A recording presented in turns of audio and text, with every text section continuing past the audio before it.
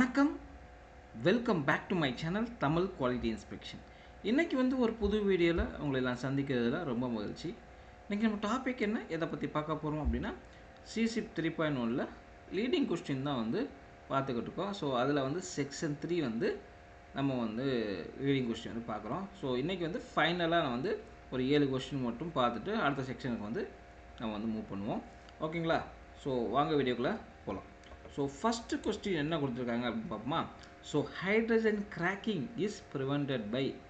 So இந்த hydrogen கிராக்கிங்கை எப்படி ப்ரிவென்ட் பண்ணுறது அப்படின்னு கேட்டிருக்காங்க. ஸோ ஆப்ஷன் ஏ பார்த்திங்கன்னா இன்க்ரீஸிங் ஹைட்ரஜனை இன்க்ரீஸ் பண்ணால் இந்த ஹைட்ரஜன் கிராக்கிங்கை ப்ரிவென்ட் பண்ண முடியுமானா முடியாது.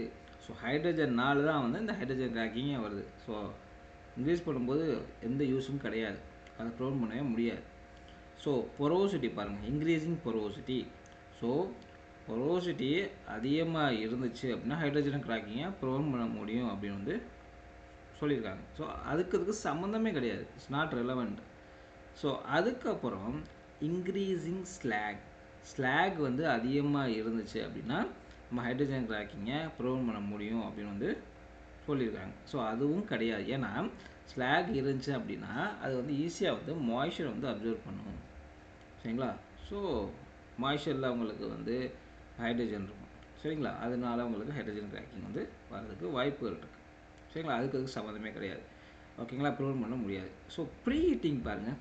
ப்ரீ ஹீட்டிங் என்ன பண்ணும் அப்படின்னா உங்களுக்கு அந்த வெள்ளு மட்டலை கூல் பண்ணாமல் உங்களுக்கு ஒரு ஹீட்லேயே வச்சுருக்கோம், ஒரு ஹாட்டாகவே வச்சுருக்கோம். சரிங்களா?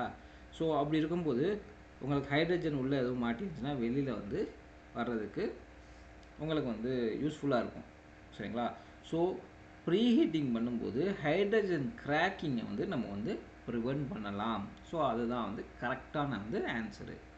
ஸோ பி தான் அந்த answer. Preheating works by, preheating பண்ணுறோம்.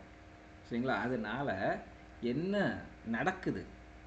சரிங்களா? அதனால் என்ன நடக்குது அப்படின்னா உங்களுக்கு அந்த வெள்ளு மட்டலை உடனே கூல் பண்ண விடாமல் தடுக்கும். அப்போ ஆப்ஷன் பாருங்கள். ஃபஸ்ட் ஆப்ஷன் பாருங்கள், இன்க்ரீஸிங் கூலிங் ரேட். உடனே கூலாகுமா அப்படின்னா இல்லை. சரியா? ப்ரீ ஹீட் பண்ணும்போது கொஞ்சம் ஸ்லோவாகத்தே கூல் ஆகும். So reducing cooling rate. So option B தான் கரெக்டு. சரிங்களா? ஸோ ஆப்ஷன் சி பாருங்கள், இன்க்ரீஸிங் ஹார்ட்னஸ் எப்படி இன்க்ரீஸ் ஆகும்? உங்களுக்கு உடனே கூல் ஆகினா தான் ஹார்ட்னஸ் இன்க்ரீஸ் ஆகும். ப்ரீ ஹீட் அப்படி கிடையாதுல்ல, ஸ்லோவாக தானே கூல் பண்ணும். அதே மாதிரி gas entrapment, increasing gas entrapment. So அதுக்கும் சம்பந்தம் கிடையாது. ஓகேங்களா? புரிஞ்சா? ஸோ ஆப்ஷன் பி தான் கரெக்டு. ஓகேங்களா? அடுத்து பாருங்கள், TIG welding reduce hydrogen cracking because. So TIG welding hydrogen கிராக்கிங்கை வராமல் உங்களுக்கு பார்த்துக்குவோம். டிக் வெல்டிங்கில் நீங்கள் பண்ணும்போது அந்த அளவுக்கு ஹைட்ரஜன் கிராக்கிங் வராது. எதனால அப்படின்னு கேட்டிருக்காங்க. So first high flux. So TIG வெல்டிங்கில் ஃப்ளெக்ஸ் இருக்கா அப்படின்னா இல்லை. ஸோ உங்களுக்கு ஃப்ளெக்ஸ் இருந்துச்சு அப்படின்னா ஹைட்ரஜன் கிராக்கிங் வர்றதுக்கு பாசிபிலிட்டி இருக்குது. சரிங்களா? நம்ம டிக் வெல்டிங்கில் எந்த ஒரு ஃப்ளெக்ஸும் யூஸ் பண்ணுறது கிடையாது. ஓகேங்களா? அடுத்து ஸ்லாக். டிக் வெல்டிங்க்கும் ஸ்லாகுக்கும் எந்த சம்மந்தமும் கிடையாது. சரிங்களா? அதே மாதிரி ஹை ஸ்பேட்டர், அதுக்கும் ஹைட்ரஜன் கிராக்கிங்க்கும் எந்த சம்மந்தமும் கிடையாது. சரிங்களா? எதனாலனா இந்த ப்ராசஸ் அந்த அளவுக்கு ஹைட்ரஜன் கம்மியாக தான் இருக்கும் இந்த ப்ராசஸில். ஸோ அதுதான் கரெக்டான answer, low hydrogen process. So இந்த ப்ராசஸில் ஹைட்ரஜனோட இது கம்மியாக இருக்கும். ஸோ அதனால் ஹைட்ரஜன் கிராக்கிங் இந்த ப்ராசஸில் வர்றது ரொம்ப பாசிபிலிட்டி கம்மி. ஓகேங்களா? Option B. ஸோ என்ன reason? No sealing gas. So நம்ம ஃபஸ்ட் ஆப்ஷன் பாருங்கள், நம்ம டிக் வெல்டிங்கில் சீலிங் கேஸ் யூஸ் பண்ணுவோமா? பண்ணுவோம். அதுக்கு சம்மந்தம் கிடையாது, அந்த ரீசன் கிடையாது. அடுத்து பாருங்கள், clean inert case ceiling. So இதில் இன்னட் கேஸ் சீலிங், இதில் உங்களுக்கு பார்த்தீங்கன்னா ஆர்கன் நம்ம யூஸ் பண்ணுவோமா? சரிங்களா?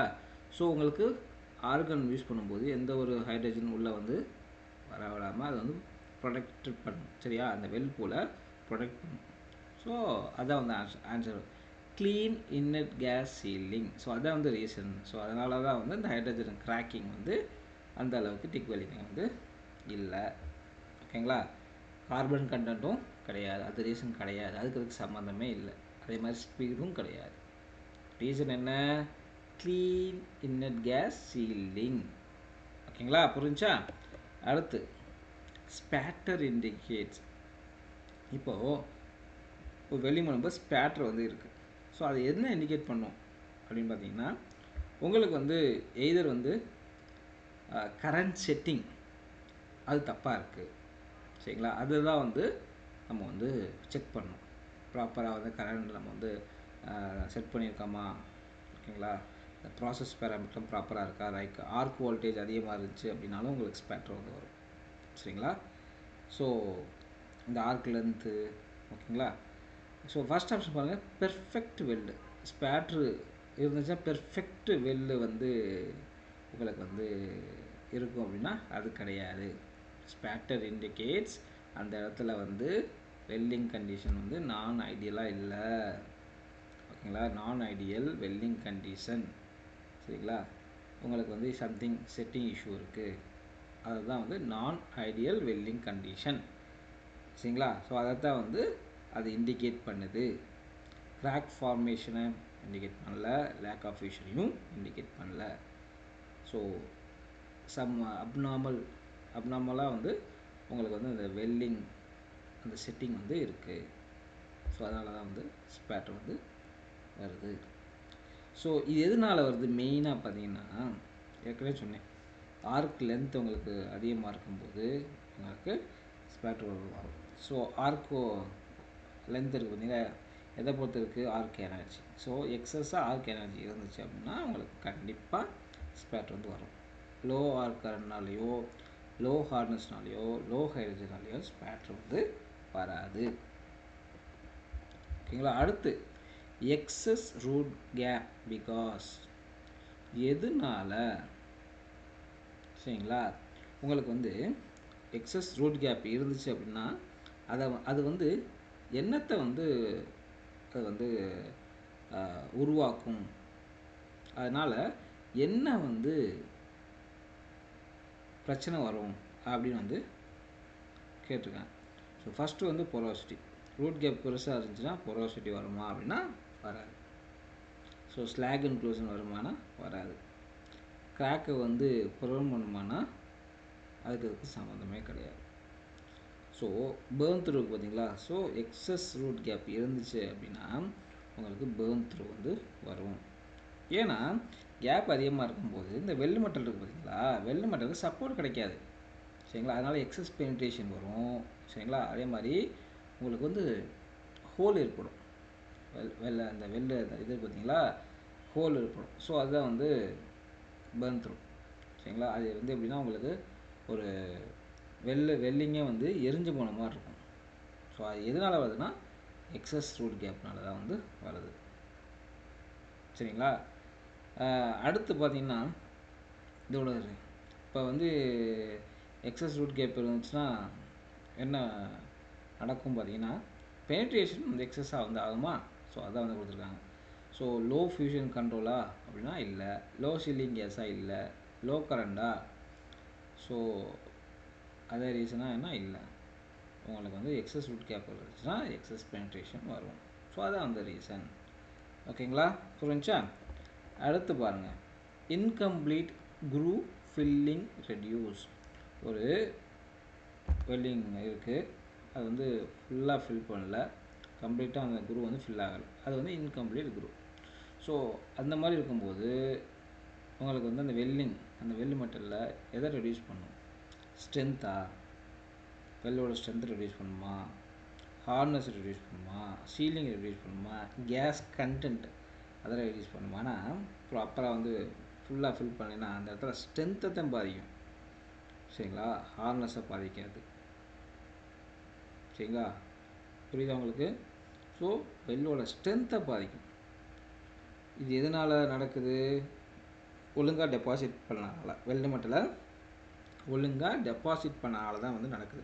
ஸோ ஆப்ஷன் ஏ பாருங்கள், லோ டெபாசிஷன். ஸோ அதுதான் வந்து கரெக்ட். ஸோ ஹை சீலிங் கேஸ்னால இது நடக்கலை, லோ ஹைட்ரஜனால் நடக்கலை, எக்ஸஸ் ஃப்ளெக்ஸ்னாலையும் இது நடக்கலை. எதனால் நடக்குது? ஒழுங்காக நம்ம டெபாசிட் பண்ணல வெல் மெட்டலை. ஓகேங்களா? புரிஞ்சா? அடுத்து ஆர்க் ப்ளோ எஃபெக்ட். ஆர்க் ப்ளோனா என்ன? மேக்னடைசேஷன். இந்த மேக்னெட்டிக் ஃபீல்ட்னால உங்களுக்கு வந்து ஆர்க் வந்து ஸ்டேபிளாக இருக்காது. சரிங்களா? இன்ஸ்டேபிளாக வந்து இருக்கும். அன்ஸ்டேபிளாக இருக்கும்போது உங்களுக்கு வந்து டிஃப்ளெக்ஷன் வந்து ஏற்படும். ஸோ இது வந்து எதை அஃபெக்ட் பண்ணும்? நம்ம வந்து வெல்லோட டைரக்ஷன், அந்த பாத்தத்தை வந்து அஃபெக்ட் பண்ணும். சரிங்களா? இப்போ நீங்கள் ஒரு மூமெண்ட்டில் போகும்போது உங்களுக்கு வந்து காற்று வந்து ஒரு பக்கம் அடிக்கும்போது என்ன ஆகும்?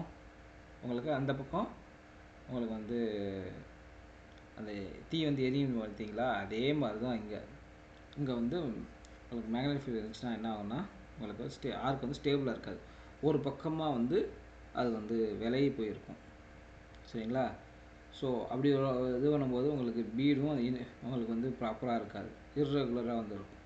ஸோ ஆர்க் ப்ளோ வந்து அந்த வெல்லோட டைரக்ஷனை கண்டிப்பாக அஃபெக்ட் பண்ணும்.